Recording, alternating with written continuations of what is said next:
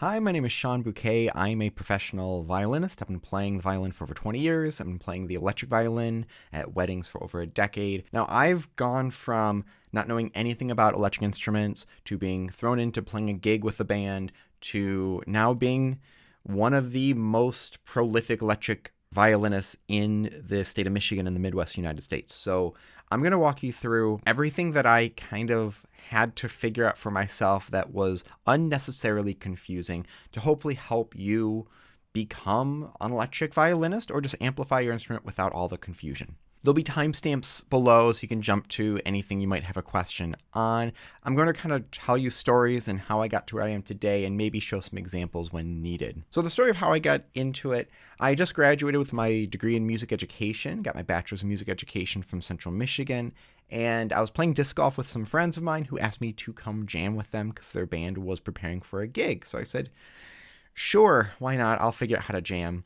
And I did not do super well at jamming. What was probably the most difficult was I was just playing the violin, but there was a drum kit, keyboard, guitar, electric bass, a trombone player, and a bunch of other musicians, and no one could hear me. So I immediately had to get a pickup. So that was the first thing. If you want to just amplify your violin or viola or cello, whatever it may be, you'll need a pickup. You could use a microphone, but during gigs usually a pickup's going to work a little bit more nicely without getting a bunch of feedback. They do make microphones that attach onto your instrument that are really specific and precise, but those are really expensive, and I really have only used those when I'm playing events where they want a very natural violin sound and they're just trying to mic it. With that said, you can still get a pretty natural sound with pickups. So there are different types of pickups. There's ones that attach to your bridge. There are ones that attached to the body of the instrument. There are some that are built in. So for example, recently Glasser came out with a set of violins and violas and cellos that are carbon fiber or carbon composite where the bridge has a pickup built into it. So the pickup that I got was called The Band. It velcros around the body of it and it's still one of my favorites. It's a little gaudy if you want your violin to not look like it has this thing wrapped around the body of it, but it picks up the natural vibrations of the body instead of just directly from the bridge. So you're getting a little more of a natural sound out of it. I don't really get any feedback, which is where the sound from your violin goes back into the pickup and just keeps looping there. You can see that if you take a microphone and hold it up to the speaker it's coming out of, you'll get that feedback loop. So if you're new to pickups, you can even find some on Amazon for like $10, $15. A student of mine got one once that just clips inside of the F-hole of the violin. So the story on that, my student bought this thing off Amazon and said it wasn't working, and I'm thinking, okay, it's because it costs like $15. That's why it's not working. But he was just trying to plug it into a computer speaker instead of plugging it into an amplifier. So we took it over to a guitar amp, plugged it in, and it worked. It works surprisingly well, but yeah, definitely something that you would mess around with, but I wouldn't use at a gig. So what are passive and active pickups? Passive pickups don't have any power supply, while active pickups do. That's basically it. And you can think of it like headphones. Headphones that are just the normal ones you put in your ear and plug into an iPod or your computer or your phone. Those are passive pickups. They're being powered through the cord itself. If you've ever used a landline phone, I really make myself seem old here, but if you ever use that, those phones are powered through the cable itself, which is why if you ever had a power outage but you had a landline phone, you can still use the phone as long as it's not like a wireless one. Most pickups you'll find are passive. Passive pickups have really progressed and you don't need a lot of power to get that moving. So why would you want an active pickup? Usually for just that extra power, you can sometimes get a nice cleaner sound. Often you will have different dials that you can adjust the bass tone or treble. The Glasser violins, that pickup is active, so you need 2 AAA batteries for that one, but you can adjust the volume and the tone of it right there. Plus, you can often just plug headphones into it and play directly with headphones, which I can do with my electric violin that I use, which I'll get to in a little bit. So if you have a passive instrument, if you don't have an amp that you would plug into, but you're going to play at a gig, you need something that would help power it, and then something that wherever you're playing it can plug into. So you'll have what's called a preamp that you can plug into for that. So what I ended up doing for that first gig was I had the band pickup I put on my violin. It's a passive pickup and it just velcros right on. And then I had a preamp that I had to buy as well. So I plugged my violin into that preamp, and then the bar that I was playing at, plugged that into their house system. So it wasn't just a direct plug my violin into their house system. So before we move away from pickups, there's so many options for that. And I suggest the band because you don't need to do any alterations to the bridge. Some pickups you do. You need to actually alter them to install them. Some you don't, but it's a very nice one to start with. It's in the middle range of price. When I got it was $150. I've seen them go for about $200 now. But it's a nice middle range that you could use it professionally, and you don't have to do any crazy altering or buy a new bridge that needs to be carved. Okay, so we've talked about pickups. Let's talk about electric violins. The first electric violin I ever got, it was actually, I think it was the Mark Wood Stingray. And they're around $500 to $600. It worked fine. It was good. But all the violins around that range are very similar the way they're built. They have a passive pickup, and they sound very basic.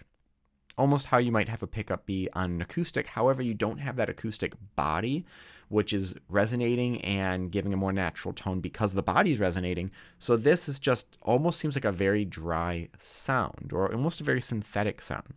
I would not suggest getting any of the instruments that are maybe below $400 unless you find something used that someone's giving you a really good deal on, because often they're just not set up well, they're weird to play, and then the sound is just really bad. Unless you're just looking for something to mess around with, that would be it. But for about $500-600, the Mark Wood one. I've also tried the Yamaha Silent. I don't know if they can still call it Silent anymore, but the Yamaha one. There's the NS Design Wave, and they all sound fine. I've used them for gigs, but like I've said before, my ears started to really develop on what I wanted to sound like. And what I found best was the NS Design CR series, which is an active pickup, and it picks up the sound from the base of the bridge, and the body of it is a carved maple, so you're getting a lot of resonance that you might on an acoustic instrument. And I found it sounds the nicest without needing to alter a bunch of stuff. I've talked to a violin maker once, and I was trying a 6-string electric, and I didn't like the tone. He said, oh, well, you can plug in this pedal and make it sound like this and this. I would rather not have to do a lot of work for it, so I wanted that natural tone. Some of the more popular ones, like the Mark Wood Viper, unless they have a 6 or 7 string with a different pickup, I will never be getting one of those because I don't like the tone of them for getting a natural sound. And they seemed really great for rock kind of stuff or just getting that synth electric violin tone, but it's not what I'm looking for. So electric violins, you know, for the most expensive that are out there at $4,000, that's like the cap, unless you're getting anything really specialty. I would say if you want to get an electric, plan to spend $500 or $600, and they'll work fairly well. Don't worry about getting anything more expensive than that if you're really unsure. If you're not doing a bunch of different effects like the octave that I do, you can use an acoustic violin and it'll work great. I don't like that sound going to my ear of the regular and then maybe the octave coming out of the speaker. And so today I use an NS Design CR5 violin, and I have my whole pedal board, which I'll do a separate video on, which I can do a bunch of different effects with, and I'll use the Fishman Loudbox as the amplifier. And that's my setup. Okay, let's talk about preamps. So I actually don't use a preamp anymore because my electric violin is an active pickup. It doesn't need that at all. And if I do need a preamp, what I do is I just bring one of my amps and I plug my instrument into there, and then that powers my instrument. Plus, if I'm at a gig where they're going to plug me into the house speakers, they can plug into my amp, and my amp works as that. So you don't need a separate device if you use your actual amplifier as your preamp. And like I said, a lot of times you can be fine without having this extra device. Especially nowadays, a lot of the pickups work just great. You just plug them in, you're ready to go. So since we've talked about an amplifier, which basically is a speaker, let's talk about different speakers. When I started, the main speaker that I used was a PV Viper.